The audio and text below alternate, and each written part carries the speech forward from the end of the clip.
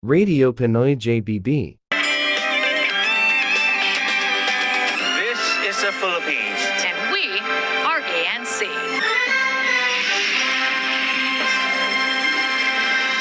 JBB.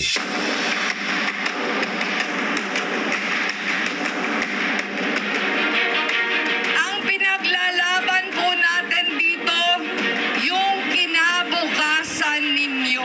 Yung pangarap po nating bansa, kung saan meron tayong gobyernong tapat na mag-aangat ng buhay ng lahat.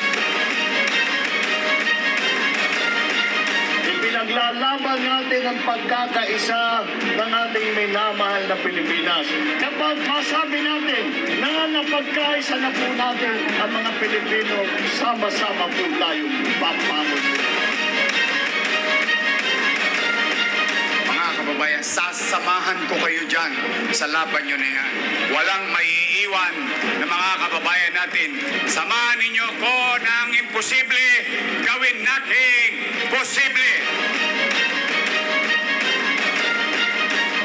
Kapag ako'y pinagpala na maglingkod, hindi ko kayo ipapahiya. Hindi ko kayo bibigoyin.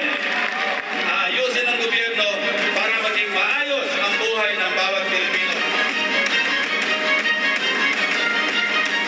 Ako ay naninindigan upang ilaban ang kahilingan ng mamamayan para sa isang tunay na pagbabago.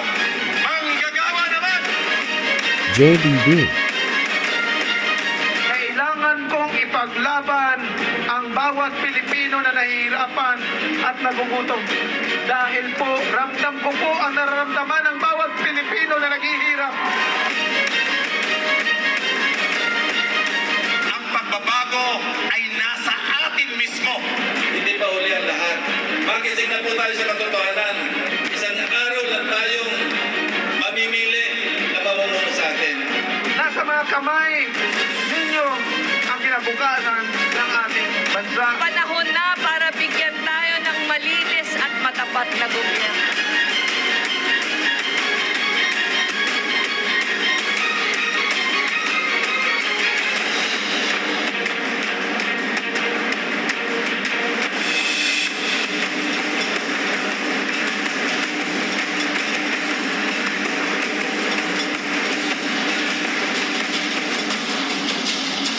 JBB.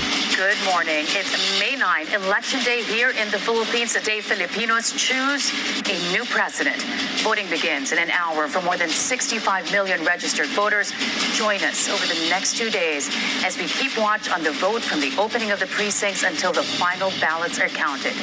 I'm Pamina Constantino, and this is ANC's marathon coverage of the 2022 elections.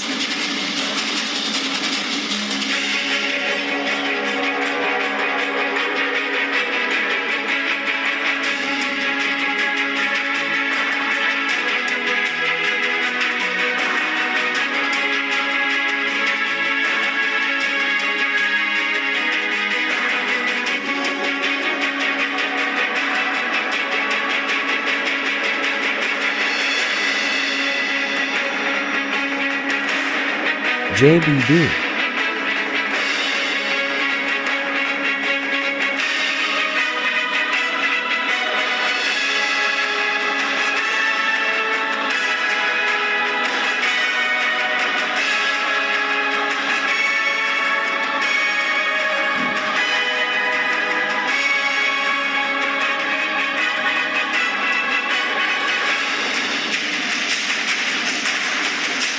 Joining us on this coverage are correspondents RJ Cruz, live from the Comelec Operations Center in Pasay, and from the hometown of presidential survey frontrunner Ferdinand Bongbong Marcos Jr. is Joyce Balancho. Will Marcos finally redeem the family's name? Will the Filipino people elect Ferdinand Bongbong Marcos Jr. decades after his father ruled the country with an iron fist and got toppled by a popular uprising? We will be watching history unfold in the Marcos bailiwick of Ilocos Norte, what appears to be one of the most consequential elections in recent Philippine history. And while we are at it, we will get to witness firsthand if there is indeed a solid North. I'm Joyce Balancho. And we also have Adrian Ayalin in Naga, the bailiwick of Vice President Leni Robredo.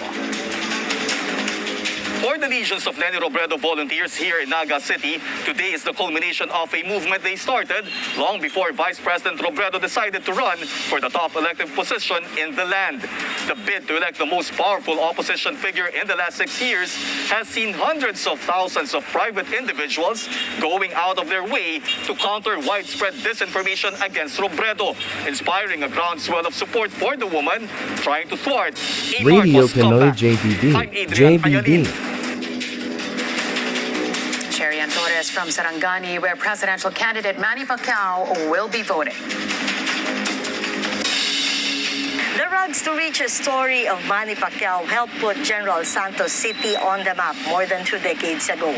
This is also where he weaved his dream to become a congressman and later on as a senator.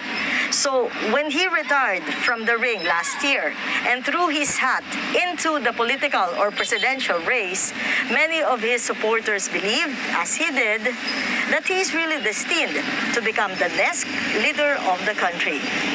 I am Sherian Torres.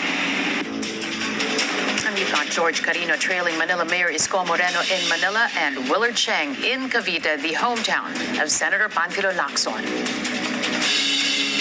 The city of Imus here in Cavite is once again seeing one of its own participate in an election for the highest post in the land. This is Senator Panfilo Lacson's second against the odds bid for the presidency after an unsuccessful attempt in 2004. The independent candidate, once the country's top law enforcer before becoming a lawmaker, has repeatedly brushed off his low numbers in pre-election surveys, saying this is a race he will never quit. I'm Willard Cheng. We'll be getting updates from our correspondents throughout the day. Back here in the studio now, we're joined by political science professor Dr. Julio Tihanki from the De La Salle University. Professor, good morning to you, and thank you for joining us today. Good morning, Casey. All right, so we're here after many months in the official campaign season, and for some of the candidates, it started way before that. Right. But first off, I want to get your description of what had transpired the past few months, how the campaign season to you is, or how best you would describe the campaign season to the public.